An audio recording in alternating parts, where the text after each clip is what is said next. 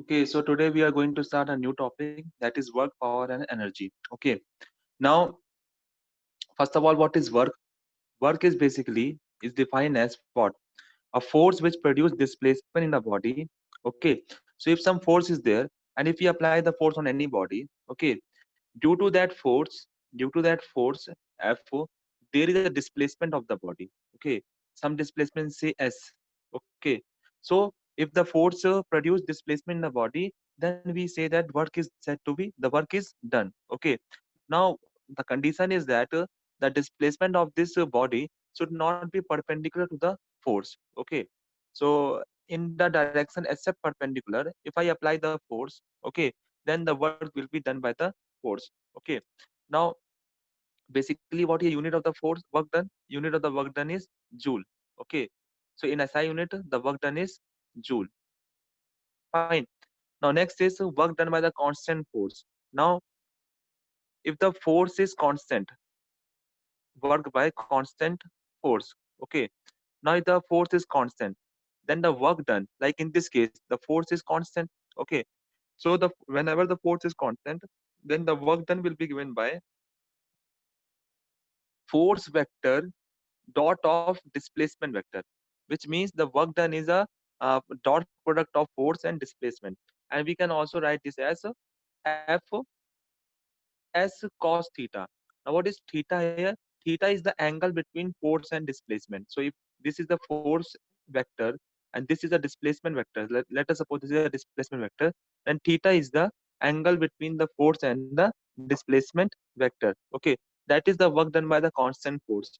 Okay, so work done by the constant force is F vector dot S vector, or we can write as Fs cos theta. Okay, now next is if the force is given in vector form. Okay, let us suppose some force vector is given as fx I cap plus fy j cap and fz k cap. Okay, we can see here the force is given in vector form, and displacement will be given by say dx I cap plus dy j cap plus dz k cap. Then the work done will be given by f vector dot s vector, force vector dot displacement vector. So what is the force vector? That is fx I cap plus fy j cap plus fz k cap. Okay, dot of displacement, that is dx I cap plus dy j cap plus dz k cap. So if I take the dot product, the work done will be equal given by fx dx plus fy dy plus fz dz. Okay, so that is the force in the vector form. Okay, so basically vector form means you have to do the dot product and get the answer for this problem. Okay, fine. That is all about the work done in by the constant force. Now if the force is variable, okay, if the force is variable, okay, so work done by variable force.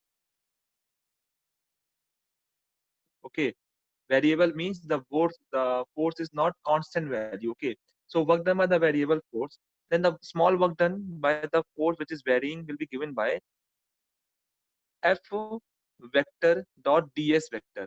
Okay, f dot ds is the work done by the variable force. Okay, and if we have to find the total work done of this variable force, that would be given by integration of f vector dot ds vector, or we can also write here as uh, integration of f cos theta into ds. Now this body would now the limit of the integration is the like if the body is displaced from point A to point B, so the limit will be from A to B. Okay, so that is the work done by the variable force. Okay, again we can represent the work done by the variable force in the terms of vector form, like the example which I have given to you, this one, fx I cap, fy j cap, fz k cap. Okay, so simply if you just multiply each other, you will get the value of work done. Fine. Now the best example for force by the variable work done by the variable force is spring force. Okay, now we know that in the spring force is given by minus kx. Okay, minus kx means the spring force is or we can say like spring force is proportional to displacement, means more is the displacement, more will be the spring force. Therefore, work done by the spring force will be a variable force, and the work done by the spring force will be given by half kx square. So if we assume a spring, okay, if we assume the spring here from natural length, suppose the spring has a displacement of x1 initial position. Okay, now the spring has displaced from A to B. Okay, now the displacement from the natural length is x2. Then the work done by the spring force, the work done by spring force will be given by half k x2 square minus x1 square. Okay,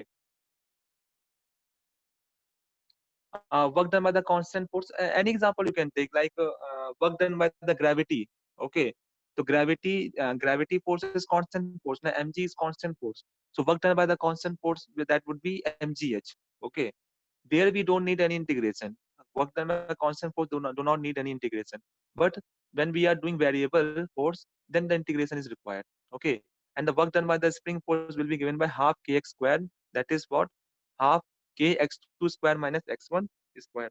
That is the work done by the spring force in stretching the spring from initial position to final position. Okay, now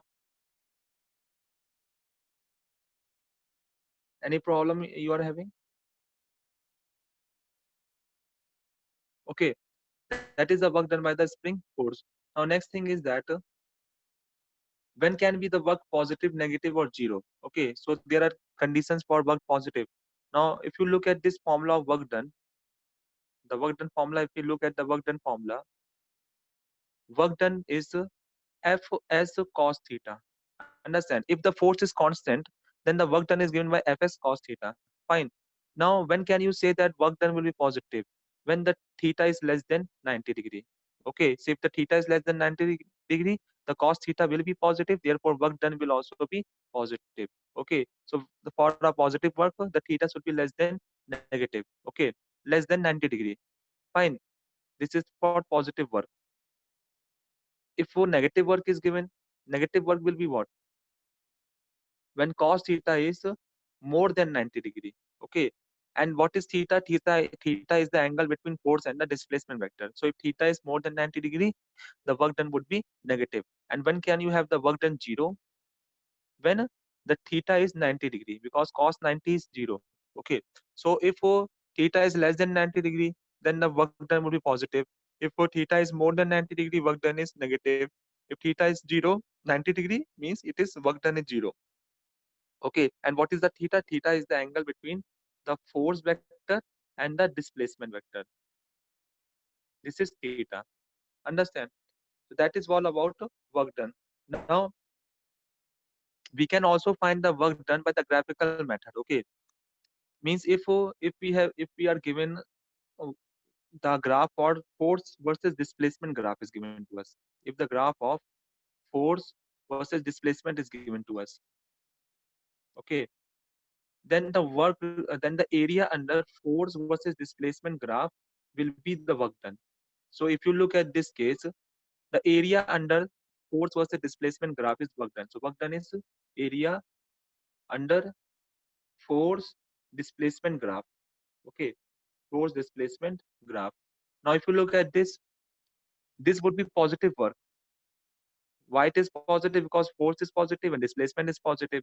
This would be your negative work because the force is negative here. Okay, so if you see that the graph is above x-axis, it is a positive work done, and if the graph is below the x-axis, it is the negative work done. Okay, so I think you understood what is work done, what is very how to find the variable force, how to find the constant force, work done by the constant force. Okay, now let us do some problem for this. Okay, now first problem is that a force F is given by 10 plus 0.5x x on a particle in x direction, where x is in meter. Find the work done by this force during the displacement from x equal to 0 to x equal to 2. Now, if you see this equation F equal to 10 plus 0.5x, this is the variable force, because as the x is changing, the force is changing. Okay, so whenever there is variable force, we have to do the integration to get the work done. So can you solve the answer for this?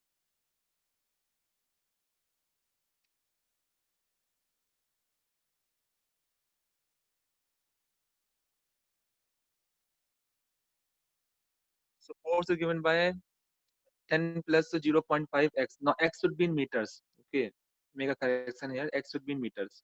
Okay, 0 to 2 meters. Okay, so the answer you are getting is 21 joule. Very good.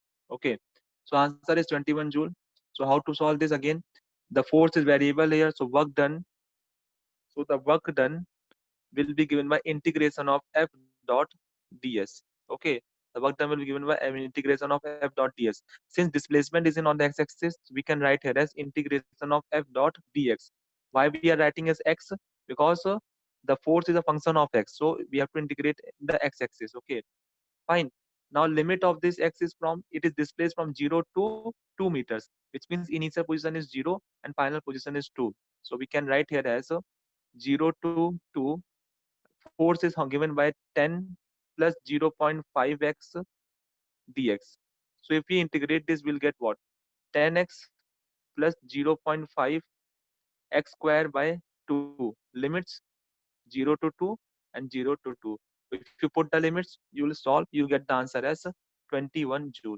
So answer would be 21 joule for this particular question. Okay, fine, 21 joule, very good. Okay, next.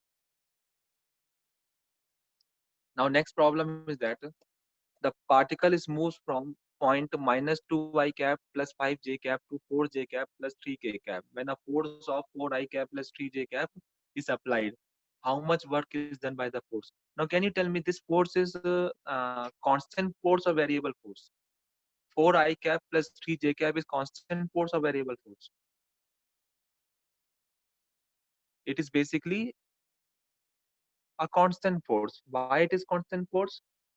Yes, the reason is that because the force is independent of either x, y, or z. Okay, so it is a constant force. Fine. So can you get the answer for this?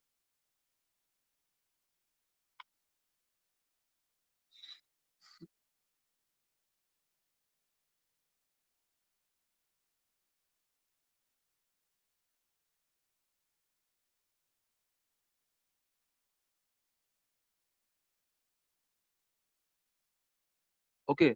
So first of all, if you look at this, I told you how to find the work done in vector form. So work done in vector form is given by. See, look at this here. See, work done in vector form is given by f dot ds. Now ds was the displacement vector here. Displacement vector means the we are displacing from a to b position. Okay. So first of all, in this work done would be equal to small f dot ds. Okay. Fine. So work done is f vector dot ds vector. Now we have to find ds vector. Now what is how to find ds vector? Ds is a displacement vector. So displacement vector ds is given by final position minus initial position. What is the final position? 4 j cap plus 3 k cap is the final position. What is the initial position? That is minus 2 I cap plus 5 j cap. Did you understand what is ds? Final position minus initial position. Final position is 4 j cap plus 3 k cap, and initial position is minus of 2 j cap plus 5 k cap. So if you solve this ds vector, you'll get as 2 I cap 2 I cap minus j cap plus 3 k cap is ds vector. Now what is work done? Work done would be equal to f dot ds. F is 4 I cap plus 3 j cap dot product of 2 I cap minus j cap plus 3 k cap. Okay, if you take dot product, I into I means 8, 8 minus 3, that is 5 joule. Okay, that is your answer. 5 joule is the answer. Okay, very good. So answer would be 5 joule. Fine. So here important point was how to find a displacement vector. Displacement vector is given by final position minus initial position. Okay. Now next, over next, wait, next is power. Okay, first I'll see why we are saying this as a constant force, because we can see that force is 4 I cap plus 3 j cap. Force does not depends upon either x or y. Okay, means if you look at this vector 4 I cap means its component along the x is 4, its component along the y is 3. Okay, So fx is 4, fy is 3. So it is a constant force which is acting on x and y axis. Okay. So if we change this problem, like if I give you that force is given by 4 xi cap plus 3 y j cap, then you have to do integration there. Okay. So if in this particular problem only, if I say like we can create one problem here like this. See, can you solve that answer or not? Means all the data is same like previous question only. Only thing is change is that force is given by 4 xi cap plus 3 yj cap. Now can you find the answer? Displacement vector remains same. All the everything is constant or everything is same, but only this force I have changed. Okay. So displacement vector we can use directly from the previous problem. That is 2 I cap. Displacement vector is given by 2 I cap, 2 I cap minus j cap plus 3 k cap. 2 I cap minus j cap plus 3 k cap. Now the force I have changed to 4 xi cap plus 3 yj cap. Now this is the variable force, which means this force depends upon x and y. Means as you change the x, the x. If you change the x, force will change. If you change the y, force will change. Which means it is a variable force. Whenever variable force will come, how we have to do? We have to find the small work done. That would be integration of f vector dot ds vector. Okay, fine.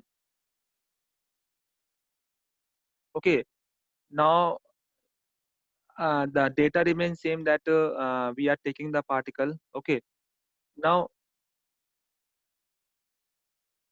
what we have to do? Integration of f dot dx. Now here we have to specify the coordinate from where to where we are taking the particle. Let us suppose we are taking the particle from 0 comma 0 to 2 comma 2. Okay, initial position was 0 comma 2, 0 comma 0. Sorry. Wait. Initial and final position is given to us now. Initial position was minus 2 I cap plus 5 j cap. Okay, so initial position was minus 2 I cap plus 5 j cap. That is initial position. And final position is what? 4 j cap plus 3 k cap. 4 j cap plus 3 k cap. Now how to do this problem? So ds vector will be what? Final minus initial position, that is 2 I cap and j cap plus 3 k cap. Now here force is variable, so what we have to do integration here. So integration f dot ds, f will be 4 xi cap plus 3 y j cap dot of ds. ds is 2 I cap minus j cap plus 3 k cap. Okay, fine.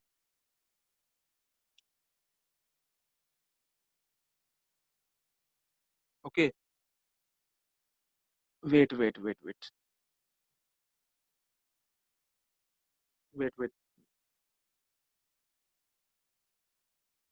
The particle is moved from initial position to final position. Now, whenever force is variable, the displacement vector will be given by dx I cap dy j cap plus dz k cap. Okay. Whenever the force is variable, the displacement vector is given by dx I cap plus dy j cap plus dz k cap. Okay. So if you integrate this, we get 4x I cap plus 3y j cap dot of dx I cap plus dy j cap. Okay. Limits from uh, initial position of x is how much? Minus 2. Okay. First we multiply here. We'll get what? 4x dx plus integration of 3y dy. Limit of x will be from minus 2, say 4, and from 5 to 3. So if you integrate, if you solve this, you'll get the answer for work done here. Okay. So did you understand this or not? If you have any doubt, you can ask me how to find the work done variable force. So whenever variable force is given, the displacement vector will be given by dx I cap plus dy j cap plus dz k cap. Okay. Then limit will be given to us, means the particle will be displaced from initial position. Here it is 2 I cap, 2 I cap plus 5 j cap to 4 j cap plus 3 k cap. Okay. Fine. Then you can get the answer for this problem. Okay. But I think I made one mistake here. It is I minus 2 say 0. It is not to 4. It should be 0 here. Okay. Minus 2 to 0 and minus 5 to 4. Okay. Minus 5 to 4. Okay, so that is how we can find the work done in variable force. Any doubt? Any problem? Okay. Now next is the power. Now what is power? Power is the rate of doing of work. Okay. Power is given by rate of doing of work. So power can be written as work done by time taken. Work done by time taken is known as power. This is the average power. Okay, this is the average power. If we have to find the instantaneous power, the instantaneous power is given by P, that is small work done by time, dt, or we can also write this as what? Power can also be written as F vector, means work done is F vector ds by dt vector dt. Okay. Now ds by dt is velocity. So power can also be written as F vector dot v vector. Okay. Fine. So work done, the power can also be written as F vector dot v vector, or dw, means small work done by dt. That is known as power. Fine. Now what is the unit of the power? The power unit will be watt. The unit of the power is watt, which is joule per second, and which work done unit is joule. Time is second, so joule per second. Okay, and one more unit is there which is commonly used. That is 1 horsepower. That is equal to 746 watt. This is important. Means sometimes they can directly ask you what is the value of 1 horsepower. That is 746 watt. Okay, fine. Now this power is a scalar quantity. So some of the points of the power is that it is a scalar quantity. Okay, it is a scalar quantity. Then if we are given work versus time graph. Okay, so if we are given work versus time graph, then the slope of work versus time graph will give us power. Okay, so power is basically the slope of power is the slope of work time graph. Work time graph is power. So if a work time graph power is given to a work time graph is given to you, then the slope of the work time graph will give us power. Okay, fine. So we can also write here as tan theta, which is the slope of work versus time graph. That would be dw by dt. That is known as power. Okay. Now one more thing is there. If we are given power versus time graph, if a power versus time graph is given to us, then the area under power time graph will give us work done. Okay, so work done is basically the area under the power time graph. Okay, and the slope of work versus time graph will give us power. Okay, fine. Okay, now next problem we can see here. A body of mass 1 kg begins to move under the action of time dependent force, that is 2t I cap and 3t square j cap Newton. Okay, what is the power developed by the force in time t? The power developed. Okay, what is the power developed in this case?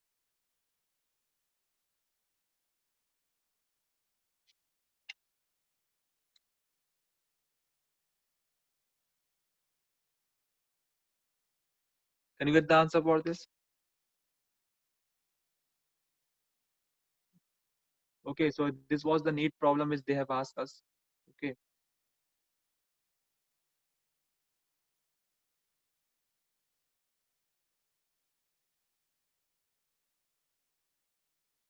okay. Now how to solve this problem? Now, first of all, we have to look here. This is variable force because force is given by 2t I cap plus 3t square j cap. Okay, so how to find the work done by the variable force? The work done by the variable force will be given by integration of F vector dot dx vector. Okay, F vector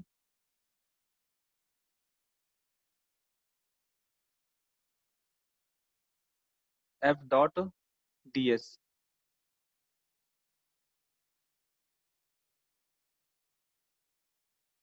See, variable force means it depends upon time.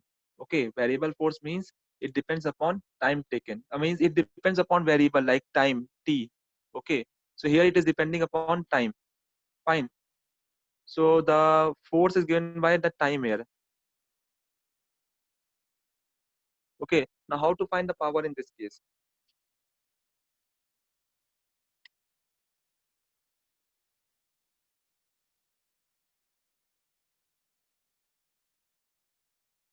2 ti cap plus 3t square j cap Newton. Okay, mass 1 kg is given to us. Then,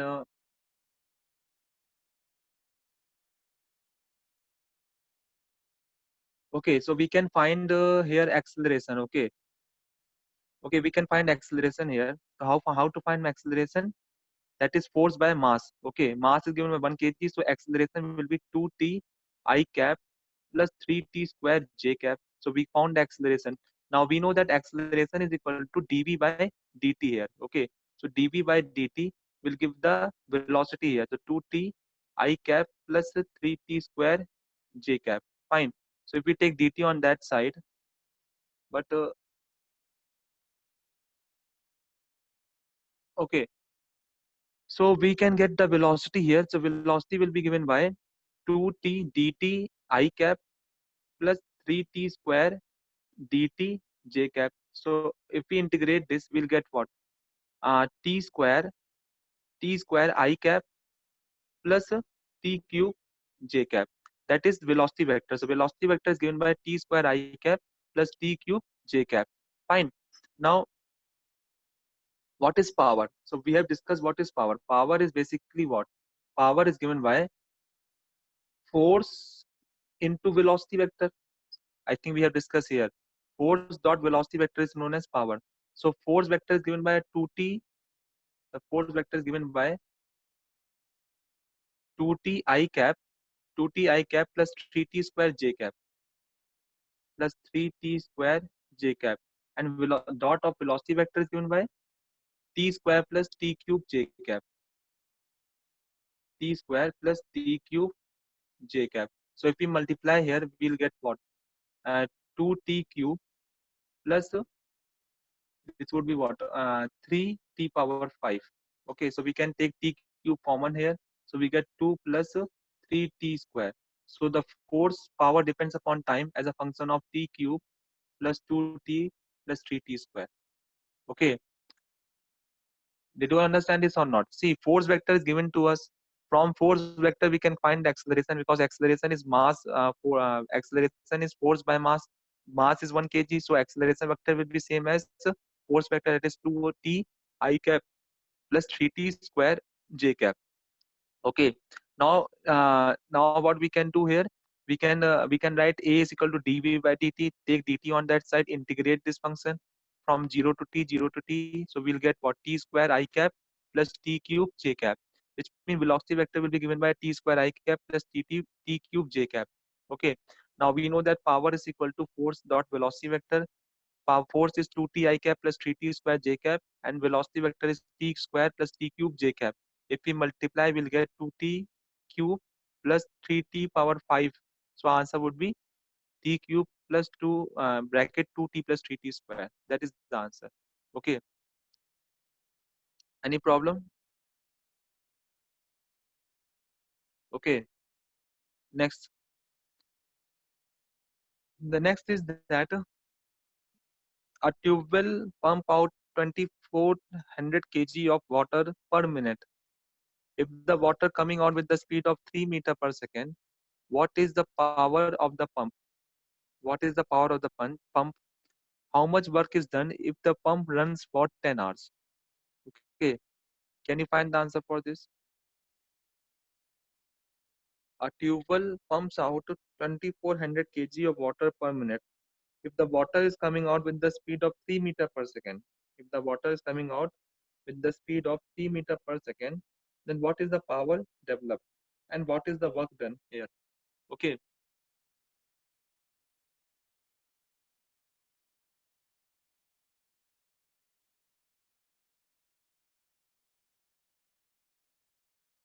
see, can you get the answer for this?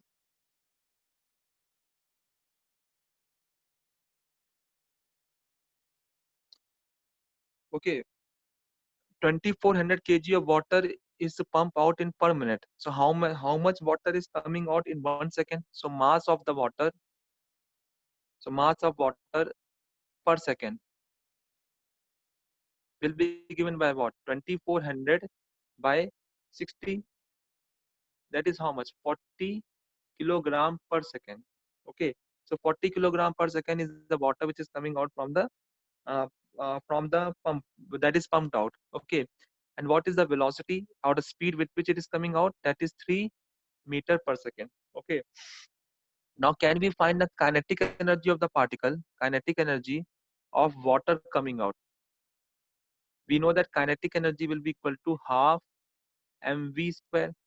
Okay, half into mv square.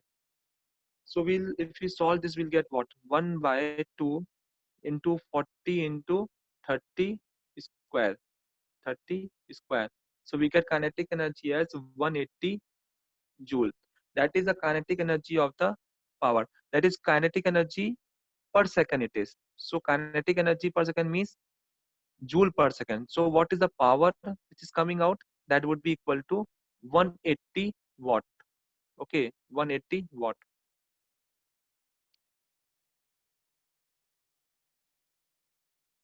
No, no, we don't have to convert.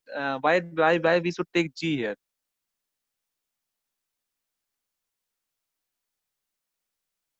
G is not required. Simply we can use kinetic energy of the particle. So kinetic energy of the water coming out per second will be given by half mv square. That is 180 joule per second, which means 180 watt. So 180 watt is the power, which is 180 watt is the power of the pump. Okay, 180 watt. Now what we have to find? We have to find the work done if this pump runs for 10 hours. Okay, so the work done by the pump will be equal to power into time taken. Okay, so work done will be equal to power means energy per second into time taken. So what is the power here? Power is 180. Time taken is how much? That is 10 hours. 10 hours means 10 into 3600. Okay, so if you solve this, you'll get 6.48 into 10 to power 6 joule. That is the amount of work done by the pump. That is 6.48 10 to power 6 joule. Okay, did you all understand this or not?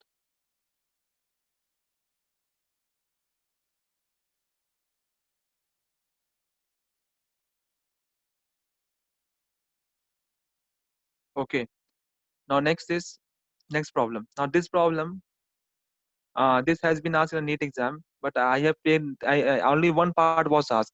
Find the relation between power and velocity. I made two parts here. Okay, so we have to solve this problem now. A constant P is applied on a body of mass m by the variable force in the same direction of displacement. Find the relation of power with velocity. Find the relation of velocity and displacement with respect to time. Okay, we have to find the velocity relation between velocity and velocity with respect to time and displacement with respect to time. If the constant power P is applied on the body of mass m by the variable force in the same direction of the displacement. Asked the NEET exam, only one part was asked. I made two parts, so we have to solve all the both the two parts. Okay.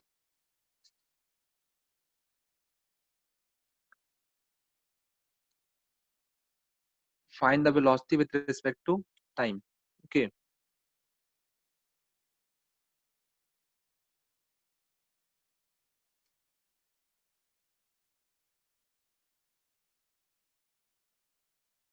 Now see, now if we take the first part, find the relation between velocity with respect to time when the power when the constant power P is applied. Now we know that power is equal to F V F dot V, or we can say Fp cos theta. It is the dot product of force versus velocity. Okay, so if we can write the magnitude of the power is Fp cos theta. Now displacement and variable force are in the same direction. So if they are in the same direction, means if you see the force F and displacement on the same direction, the theta should be 0 there.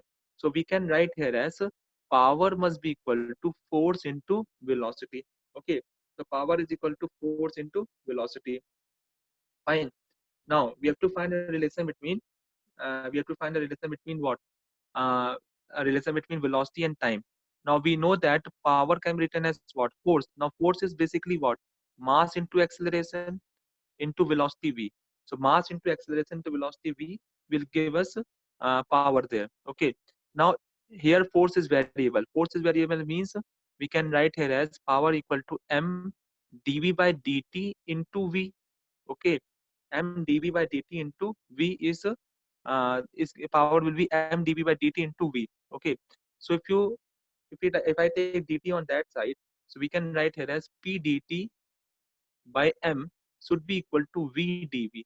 Okay, so v dv on the right side and p p dt by m on the left side. Okay, now if you integrate here, now power and mass is constant, which we can take outside. Okay, now if you integrate this, we'll get what? Pt by m. Okay, integration of dt is t. That must be equal to v square by 2. So from here, we can get the relation between v and t. That would be v will be equal to square root of 2pt by m. Okay, so square root of 2pt by m will give us velocity. So we can see that the relation between velocity and displacement is v square root of 2pt by m. Okay, this relation you can remember for your NEET exam. Maybe directly they can ask you velocity versus power, velocity and power relation, velocity with time relation in the terms of constant power. So velocity will be root of 2pt by m. Okay, fine. Now second is the relation between displacement and the time taken. Okay, so again we know that power is given by force dot velocity. Now force can be written as mass into acceleration into velocity v. Okay. Now if you remember in kinematics one day I told you acceleration can also be written as v dv by dx. v dv by dx is the, we can also write acceleration as v dv by dx. Okay. So we are using the relation of that. So we can write here as power is equal to m v is dv dv by dx into v. Okay, fine. So again, we can take dx on that side. So we get a p dx by m should be equal to v square dv. Okay, v square dv. Now if we integrate on both the sides, we'll get what? P by m x must be equal to v cube by 3. Okay, so we can get the relation between velocity and displacement. We can get the relation between velocity and displacement. That would be given by what? V must be equal to 3p by m into x power 1 by 3. Okay, fine. So from here we can see that we can say one thing that velocity is proportional to x power 1 by 3 because p and m are constant. So we can say that velocity is proportional to displacement power 1 by 3 when the constant power is acting on the body. Okay, now we have to find the relation between displacement and time. So velocity was given by 3px by m power 1 by 3. So we can write here as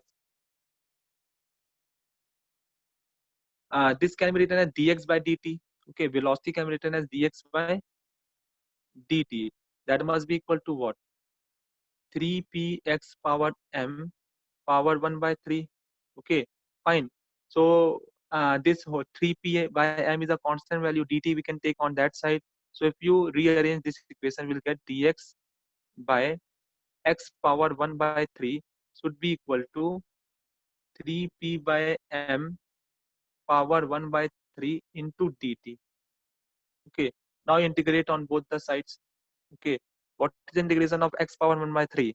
That is equal to uh, that would be equal to how much?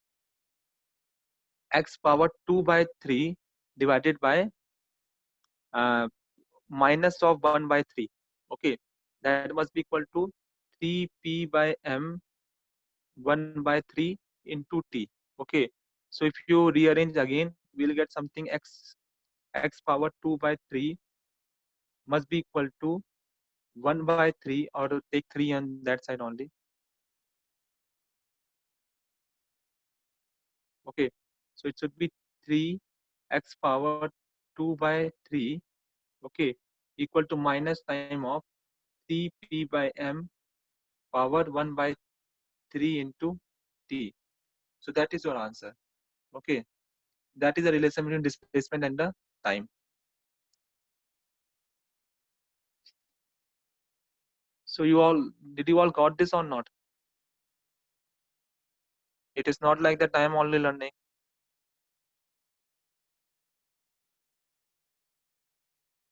Okay,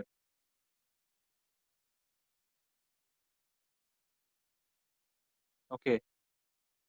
So that is the relation between velocity and the time taken. So we can, if you want, you can remember the relation directly. Velocity is proportional to, okay. So they have, see, the answer can be in terms of force, but they have asked in velocity as a function of velocity with respect to time, and power is constant. Okay, that is what we are doing there. Velocity with respect to time when the power is constant. So when power is constant, the velocity is given by 3p by m into, sorry, this would be the relation. Velocity is given by square root of 2 pt by m. Okay, so when power is constant, the velocity is given by root 2 pt by m. Okay, did you all get this or not? Okay, now next we'll discuss something about conservative and non-conservative force. I hope you understand. I hope you know about conservative and non-conservative force. Okay, so I'll just give you some difference between conservative and non-conservative force. Okay, non-conservative force. Now, conservative force are those force which depends upon path. Okay, which does not depends upon path. So conservative force means it does not work done, does not depend upon path, on path. Okay, like gravity. So gravity, the work done by the gravity does not depend upon path. Okay, even if you take in any other path, the work done will remain same. Non-conservative force means it depends upon path. It depends on path. The best example for non-conservative force is friction force. So if you change the path, the friction force will also change. Okay. Now, second important point of conservative force is that work done in round trip will be zero. Means if you take the body from one point, say point A, okay. If you take the body from point A, you take the body to point B, again come back to A. Okay, then we can see that again it has converted, it has done a round trip here. So whenever work is done on the round trip for the conservative force, the work done by the round trip is zero. Okay, so work done by the round trip is zero for the conservative force. For non-conservative force, it will not be zero. Okay, it will not be zero. Fine. Round trip means you are starting from point A and again coming back to point A. Okay, so if you take the body under the action of gravity, so if you have the body at A, if you move to some B and then again come back to A, the work done will be zero there. Okay, an example of conservative force are gravity force, gravitational force. Okay, gravity force, electrostatic force, spring force, magnetic force. These are conservative force. Non-conservative force like friction force. Okay, friction force, viscous force. Okay, these are the non-conservative forces.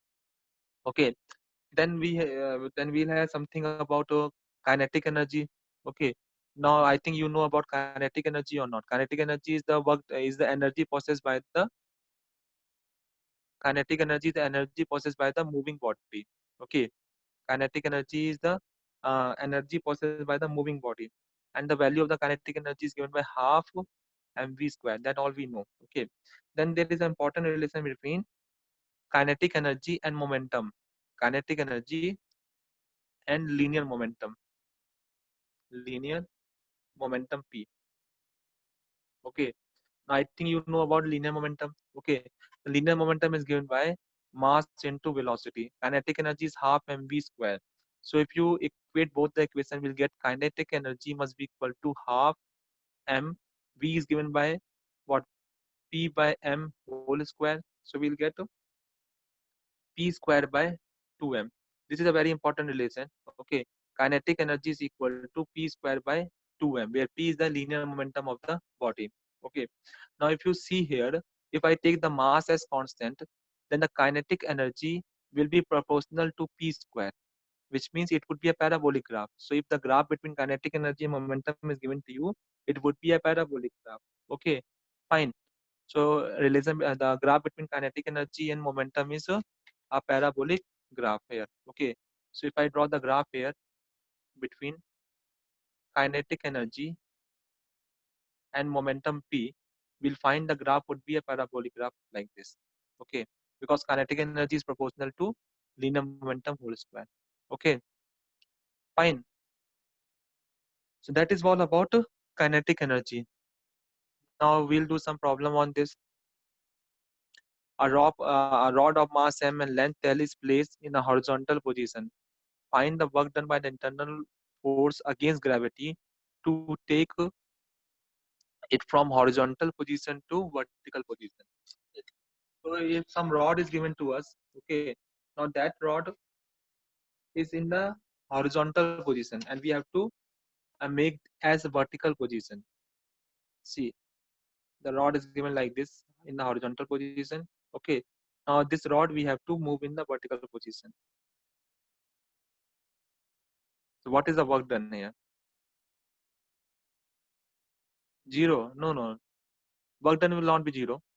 Okay. Now work done in this case will be what? Work done is like if the rod is horizontal, first of all, gravity will always act at the center of the mass of the body. Center of mass, I think you know. Okay. The gravity will always act on the center of the mass. So if I displace this rod in the vertical position like this, then how much center of mass has been displaced? The center of the mass has been displaced by L by 2. And what is the work done? What is the force here? Mg is the force here, which means work done in moving the rod from horizontal position to vertical position will be mg L by 2. Okay, because we know that in the rod, the mg will always act at the center of the mass. So if the rod is in horizontal position, okay, and if we move this rod to vertical position, how much center of mass has been displaced? L by 2.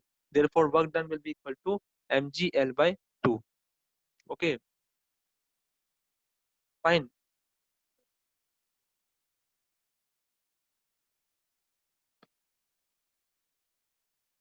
H is the change in height. Okay, see if the rod is horizontal, okay, energy will be zero there. Okay, energy will be zero there. But as you move the rod vertical, the center of the mass of the rod will displace by L by 2 distance. Okay, because for the rod, the center of the mass will be exactly at the center of the rod. So if you move the rod in vertical position, the displacement of the center of the mass will be L by 2, and therefore work done will be equal to mg L by 2. So work done by against the gravity will be mg L by 2. Okay, fine. The next problem. A chain of mass m and length L is placed on a table such that nth part is hanging. Okay, the nth part of the this chain is hanging. Find the work done to take the hanging part over the table. Okay, we have to find the work done in making the hanging part on the table. So if you see, this is a table here. Okay, this is the chain. Okay, nth part of the chain is hanging. Okay, so if you assume the length of the rod as L, then how much part should be hanging? That would be equal to L by N. Okay, L by N will be hanging down. Okay,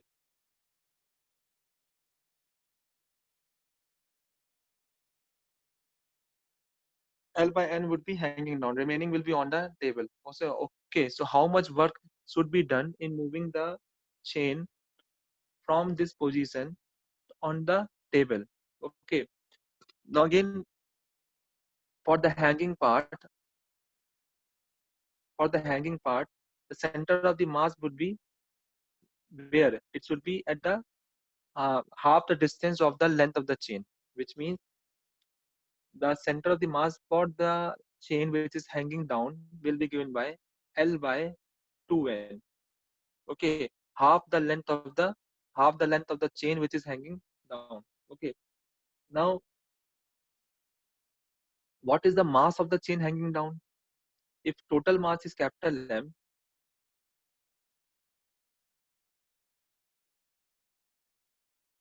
see, nth part is hanging down. Nth part is hanging down, which means how much is on the table? L minus n is on the table. Okay, so if I assume the rod length to be the chain length to be L, if n part is hanging down on the table, it would be how much? L minus n. Okay, L minus n. Therefore, how much it is hanging down? And wait, I think it should not be L by n.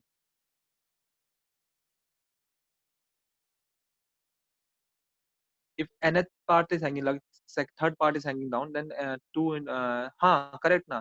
If nth part is hanging down, okay, like half of the chain is hanging down. So if n is half, then it would be how much is hanging down? L by n would be hanging down na. Nth part hanging down means what? How L by n is the length which is hanging down. Like if I say half of the chain is hanging down, okay, then how much length it will be hanging down? That is L by 2. So if nth part is hanging down, then how much length of the chain which is hanging down? That is L by n. Okay, and the center of the mass of the chain which is hanging down will be L by 2n. Center of the mass will be at a distance of L by 2n. Okay, now can we find the mass of the chain which is hanging down? Okay, fine. The mass of the chain which is hanging down will be given by again m by n. Okay, like if half the chain is hanging down, then mass will be m by 2. Similarly, if nth part is hanging down, then the mass will be m by n. Okay, so how much work is done? So work done will be given by f s cos theta. Okay, fx cos theta is the work done. Theta will be 0 because mg is downward, displacement is also downward. Work done by the gravity. So it would be what? Mass will be mg, that is mg by n. Displacement is L by 2n. Okay, so the answer would be given by mgl by 2n square. Understood? So work done will be equal to mgl by 2n square.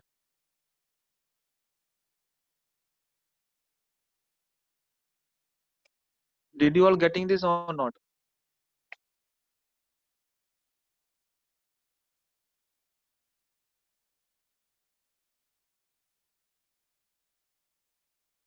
Okay,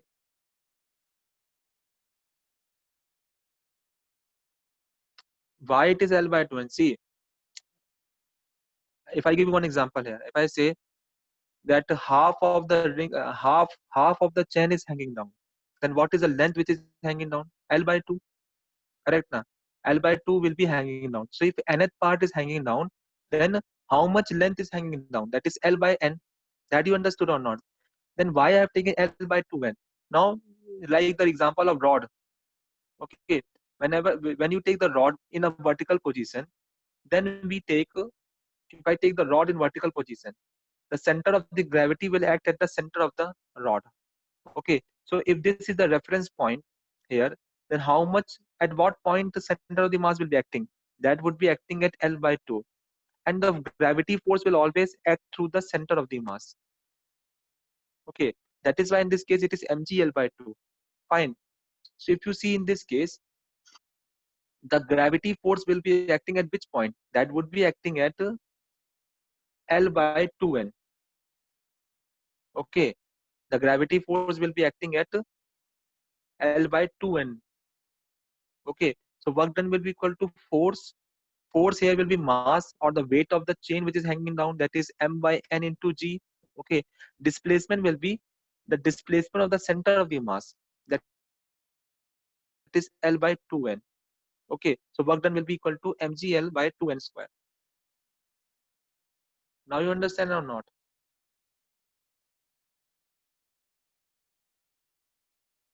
Okay, fine. So don't make a mistake. Okay, whenever the rod or something is vertical, okay, symmetrical rod or chain is vertical, then you have to understand, you have to remember one point, that this mg will always act on the center of the mass.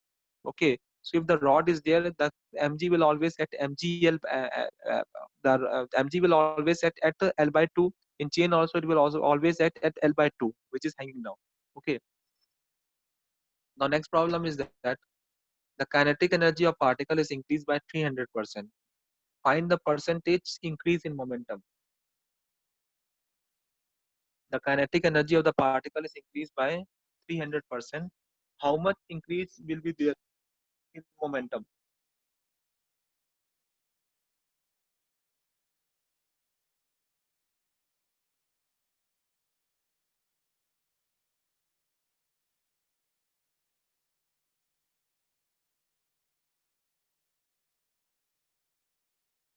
200%. Okay.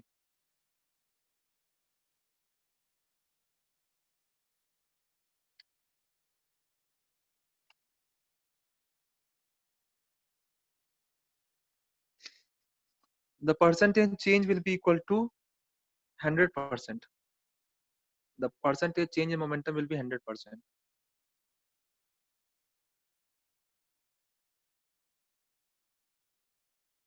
Okay.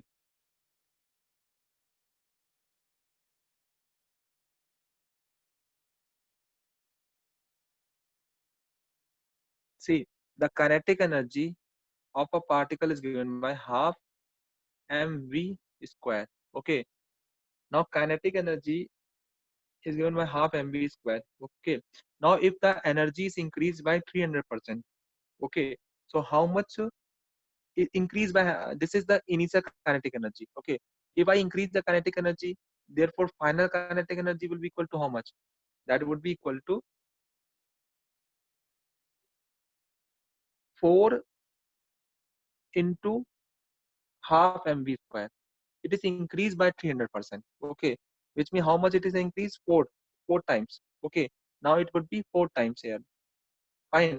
So the final kinetic energy will be equal to 2 mv square. Did you understand why I've written 2 mv square here? Okay, the kinetic energy is increased by 300%. See how it is 4 times. Again, I tell you, wait. Let us suppose kinetic energy is half mv square. Okay, fine. Can we write simply? We are writing is E. Okay, fine. Now when E is increased by, when E is increased by 300%, which means what? What is final E? That would be equal to 3E plus initial E, increased by 300%. Means if I take like 100, it is increased by 300. Okay, so what will be the final value? 400. So if you have 100 rupees, if I say your money has been increased by 300%, which means how much is the new value? New value will be equal to 400. The same here also. If it is increased by 300%, which means what is the final kinetic energy? That will be 4 times of E. Okay, and E is E is equal to half mv square. So 4 into half mv square, that is how much? 2 mv square. Okay, so final energy will be equal to 2 mv square. Fine. Understand? Now what we have to do?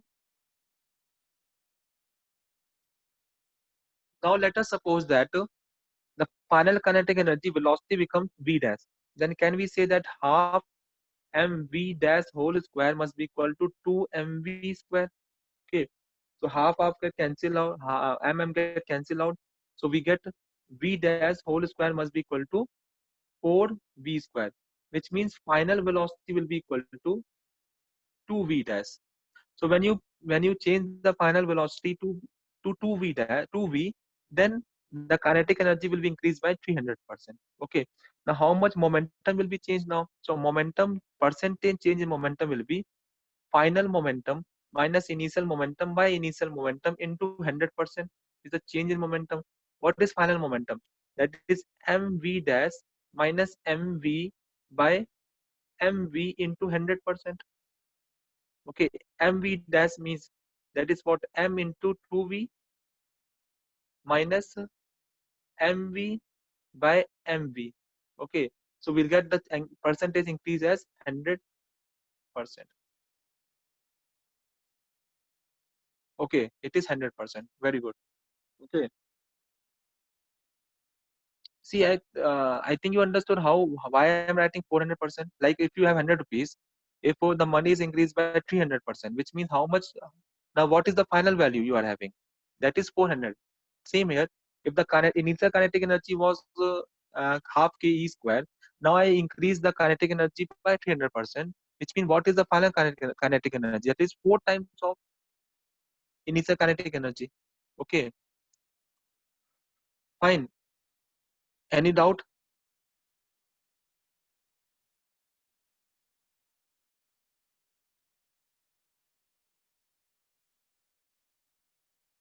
Any doubt you are having?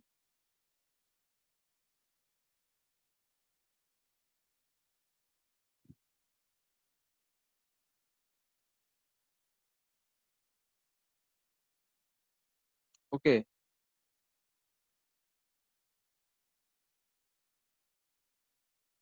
Any problem you can tell me?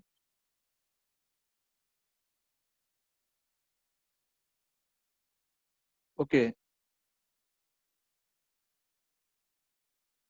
See, they are asking you to find the change in momentum. Okay. So change in momentum, percentage change in momentum. Percentage change in momentum is final momentum minus initial momentum by initial momentum. How to find percentage change? Percentage change is found by final value minus initial value divided by initial value into 100%. So final momentum was mv dash. Okay. Because when final kinetic energy was 2 times of mv square. So we have found the velocity of the body at that final kinetic energy, that would be equal to 2 times of v 2v. Okay, v dash equal to 2v. Okay, so momentum will also increase, that is mv dash minus mv by mv into 100%. Okay, any other doubt?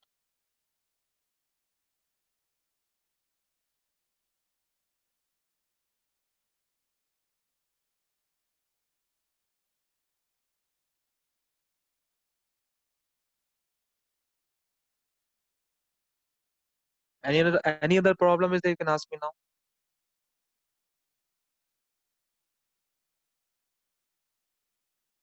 Okay, so I hope you all have understood.